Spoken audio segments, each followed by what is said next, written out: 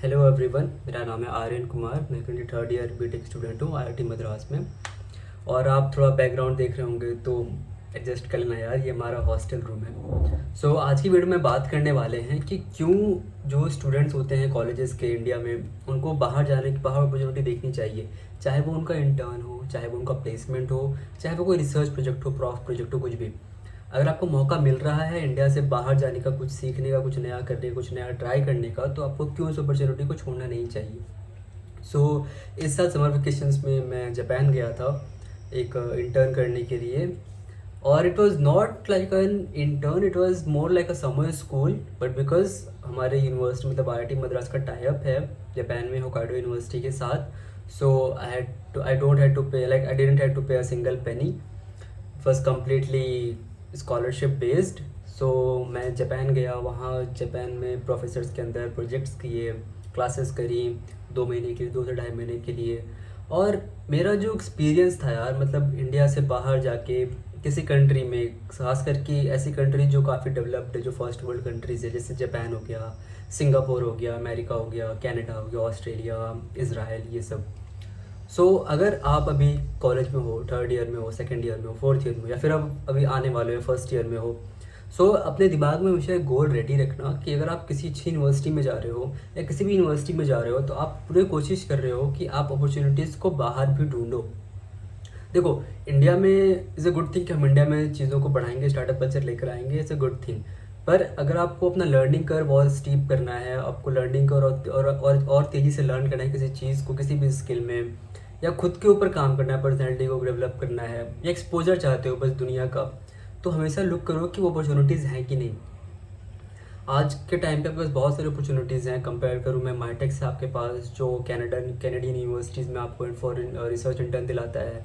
फिर आपको पास आता है FRT, ऑस्ट्रेलियन नेशनल यूनिवर्सिटी का FRT प्रोग्राम होता है, जहाँ पे सेकेंड, थर्ड, फोर्थ ईयर वाले स्टूडेंट जो होते हैं बीटेक में या फिर किसी भी फील्ड में जाके रिसर्च इंटर्न कर सकते हैं। फुल्ली पेड होता है ये। फिर होता है आपका चरपक फ्रांस। इसमें क्या होता है कि जो फ्रांस में जो भी यूनिवर्सिटीज़ होती हैं, ढेर सारी यूनिवर्सिटीज़ हैं इसमें आपको कम्प्लीटली फुल्ली फंडेड, आप आ सकते हो उसमें इंटर्न के लिए, सेमिक्स के लिए। आपको यहाँ पे खुद से अप्रोच करना पड़ेगा। अगर आपको यूनिवर्सिटी, आप जिस यूनिवर्सिटी में पढ़ रहे हो उसका टाई अप है, तो इट्स अ गुड थिंग। इससे ढेर सारी बहुत सारी अपॉर्चुनिटीज़ हैं पूरे वर्ल्ड में, अलग अलग यूनिवर्सिटीज़ में, और आपको ये ढूंढना पड़ेगा। देखो, आप इंडिया में रह के बहुत कुछ सीख सकते हो, इज़ अ गुड थिंग। अगर आप फॉरेन कंट्री जाओगे जो ऑलरेडी डेवलप्ड है, तो आप ये भी सीख पाओगे कि इन्होंने क्या ऐसी चीज़ें करी हैं, किन किन गलतियों पे काम करा है, जहाँ पे हमें काम करने की ज़रूरत है।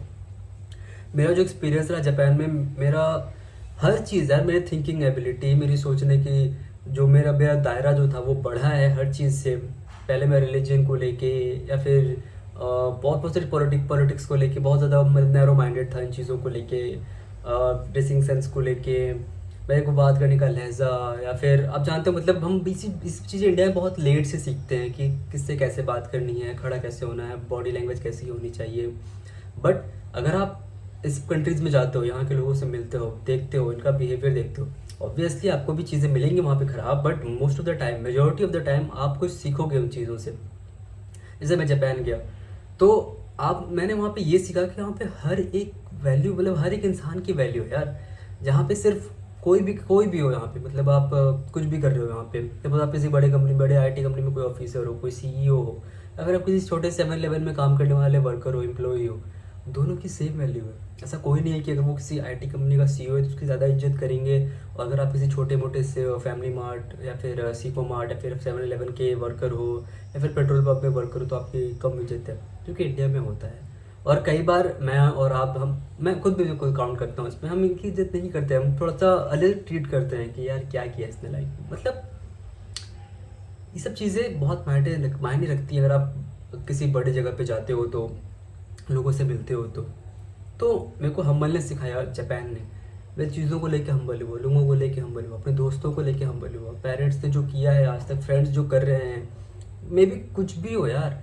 अगर आपका दोस्त, आप हॉस्टल में रहता है, आपको उठा के जाता है, उसके लिए तो हम्बल रहो, एटलीस्ट वो उठा के जा रहा है आपको क्लासेस। अगर आपको पूछता है भाई तूने खाना खाया या नहीं, उसके लिए तो हम्बल रहो। तो ये छोटी छोटी चीज़ें बहुत मायने करती हैं आपको एज अ पर्सनल डेवलपमेंट में, और मैंने ये बहुत लेट सीखा। मे बी अगर मैं जापान नहीं गया था तो मेरे को और लेट होता है सीखने में, बट मैं धीरे धीरे कोशिश कर रहा हूँ, काम कर रहा हूँ इस पर। अपार्ट फ्रॉम दैट मैंने सीखा ऑनेस्टी बहुत इंपॉर्टेंट चीज़ है। मेरे को आज भी याद है, मैं जब टोक्यो में था मेरा पासपोर्ट गिर गया था। इट वॉज एन एक्सीडेंट, में कुछ निकाल रहा था अपने बैग से और सडनली मेरा पासपोर्ट ड्रॉप हो गया, मेरे को पता नहीं चला इसमें। तो मैं टोक्यो में घूम रहा था और सडनली जब हम एक किसी बार के पास गए, वहाँ पासपोर्ट चेकिंग कर रहे थे, पासपोर्ट नहीं मिला मेरे को। और ये फ्राइडे नाइट की बात है टोक्यो में। सो आई वॉज लाइक कि शिट, तो पासपोर्ट नहीं मिलने वाला, मेरा खो गया है। तो फिर मतलब मैं क्या करूँ, मैं पुलिस स्टेशन गया, मैंने कॉन्टैक्ट किया पुलिस वगैरह को। और वो जापानीज़ मतलब इट्स अ गुड थिंग कि टोक्यो में आप थोड़े बहुत इंग्लिश बोल सकते हो। रहते दिन आप जापान में जाओगे तो आपको बहुत दिक्कत होगी इंग्लिश बोलने में, बट ट्रांसलेशन वगैरह है तो कुछ सब कुछ कर सकते हो, गूगल ट्रांसलेट, थैंक्स। तो मैं गूगल ट्रांसलेट की हेल्प लेके उनसे बताया कि मेरा पासपोर्ट कहीं गिर गया है शिबुया क्रॉसिंग के आसपास। और फन फैक्ट, आधे घंटे बाद ही एक अलग पुलिस स्टेशन पे कॉल आई कि ऐसा एक पासपोर्ट मिला है, अगर कोई भी इस पासपोर्ट नंबर को वेरीफाई करने के लिए ढूंढ रहा हो तो कॉन्टैक्ट करें। तो उन्होंने आसपास से पुलिस स्टेशन पे कॉल लगाया, पता चला पासपोर्ट ऑलरेडी जमा कर चुके थे।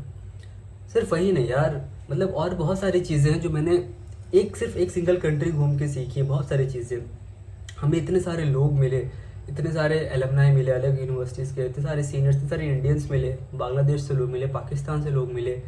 अब तक मैं सोचा था कि यार पाकिस्तान दुश्मन है, इसको उड़ा दूंगा ये वो।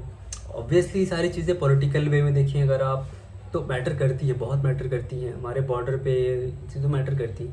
पर अगर आवाम की बात करें, मैं और हमारे जैसे लोग जो पाकिस्तान में भी है, वो तो नहीं चाहते होंगे ना कि हाँ लोग मरे। ऐसा तो बिल्कुल नहीं है ना कि मैं भी चाहता हूँ कि पाकिस्तान के लोग सारे ख़त्म हो जाए, नहीं यार, मतलब एज ह्यूमन्स हमारे भी तो कोई वैल्यू है ना। तो ये चीज़ें मैंने जापान में सीखी। मतलब जापान गया तो वहाँ बहुत सारे पाकिस्तान लोग मिले, पाकिस्तानी लोग मिले, और मैंने बात किया यार, मतलब ऐसा बिल्कुल भी नहीं है कि वो पाकिस्तानी सोचते हैं ऐसा है। फिर हम भी तो एक, अगर आपकी बात करें, आप सोचते हुए कि पाकिस्तान को उड़ा दूँ, उनके बच्चों को खत्म कर दूँ, नहीं ऐसा कोई नहीं सोचता। सो वो हुई एक बात, वो चीज़ बहुत क्लियर हुई। फिर जो एक रिलीजन को लेके चीज़ें होती हैं कि लोग रिलीजन को लेके बहुत ज़्यादा रेडिकल हो जाते हैं, हर कंट्री में होता है ये। बट जापान एक ऐसे कंट्री है जहाँ पे कोई रिलीजन ही नहीं है। उन्होंने वो सिस्टम भी ख़त्म कर दिया। I don't know it's a good thing और अ बैड थिंग, क्योंकि मैं उस चीज़ में नहीं घुसने वाला। बट वहाँ पे रिलीजन एग्जिस्ट ही नहीं करता। आपको जो करना है करो। आप चर्च जाना है तो चर्च जाओ, आपको मंदिर जाना है मंदिर जाओ, आपको मॉस्क जाना है मॉस्क जाओ, आपको किसी श्राइन में जाना है श्राइन में जाओ, कोई रोक टोक नहीं, कोई पाबंदी नहीं। सो एक ओपन सोसाइटी है, मतलब सब कुछ सबको मर्जी है, जो चीज़ जो किसको जो करना है करो। सो ये सारी चीज़ें हैं। सो एज अ स्टूडेंट बस सजेशन है एक, आप कहीं पे भी हो, always look for opportunities abroad. Settle मत हो, पर एक बार आप एक्सपीरियंस लेकर आओ, एक्सपोजर लेकर आओ कि क्या चल रहा है दुनिया में, और इंडिया में हम कहाँ बदलाव कर सकते हैं, कहाँ बदलाव लाने की ज़रूरत है। मैं जो भी चीज़ें सीख के आया अपने रिसर्च के दौरान, अपने स्टे के दौरान जापान में, जहाँ जहाँ मैं घूमा, बहुत कुछ सीखने को मिला। बहुत सारे लोग मिले जो इतने अच्छे थे, मतलब 2 महीने में क्या हो सकता है यार, पर इतने अच्छे लोग मिले थे ना। मेरा लक को हो या फिर मतलब भगवान ने जो भी किया, पर सच में जो लोग मिले, जो एक्सपीरियंसेस बने आपके, जब अपने बेस्ट फ्रेंड के साथ गया था। ऑफ कोर्स आपके बेस्ट फ्रेंड हो तो मतलब आप, एक होता है ना वो कि कुछ भी कर लेंगे, देख लेंगे, ये दोस्तों के साथ ही आता है। तो अच्छे दोस्त बनाओ, अच्छे लोगों के साथ पेयर में घूमो, बातें करो, अच्छी अच्छी बातें करो, चीज़ें डिस्कस करो। बहुत सारी चीज़ें हुई, मुझे आज भी याद है कि हमारे एक अबे भैया थे जापान में, अबे भी है वो। सो जब भी हमारा डिनर होता था जापान में, डिनर करने के बाद ऑलवेज हम जाएंगे फैमिली मार्ट या फिर 7-Eleven, वहाँ से आइसक्रीम या फिर कोई फ्रैपे हो गया, या फिर कोई मिल्क शेक हो गया, वो लेंगे और बस बैठ के सड़कों में घंटों बातें करते रहेंगे रैंडम चीज़ों के बारे में। सो मतलब ये सब चीज़ें होती हैं, आप बस घर पे बैठ के, अपने रूम पे बैठ के नहीं कर सकते। तो मौका मिल रहा हो अगर बाहर जाने का, अगर थोड़े बहुत पैसे लग रहे हों, पैसे अगर आपके पास हों तो लगा दो, क्योंकि वो एक्सपीरियंस, आप पैसे बाद में भी कमा लोगे, पैसे आप जॉब लगने के बाद भी कमा लोगे, बट आपके पास टाइम नहीं होगा। और कॉलेज लाइफ में 4 साल हैं, 3 साल हैं, आपके पास वक्त है कि आप खुद पे इन्वेस्ट कर सकते हो। और ये मैं नहीं कहता, ये अपन भैया, अमन दत्तरवाल, अलग पांडे सर, ये सभी लोग कहते हैं। तो मैं खुद कुछ नहीं बोला, इन सब से ही जो सीखा है और खुद से जो सीख रहा हूँ अभी भी। तो अगर मौका मिलता हो बाहर जाने का, ज़रूर जाना। तो इस वीडियो को रखते हैं यहीं तक। अगर आपको और जानना हो मेरे एक्सपीरियंस के बारे में जापान में, मैंने 1-2 ब्लॉग्स भी शूट किए हैं, मैं जल्दी डालूंगा वीडियो। सो प्लीज़ कमेंट करना, एंड या सी यू।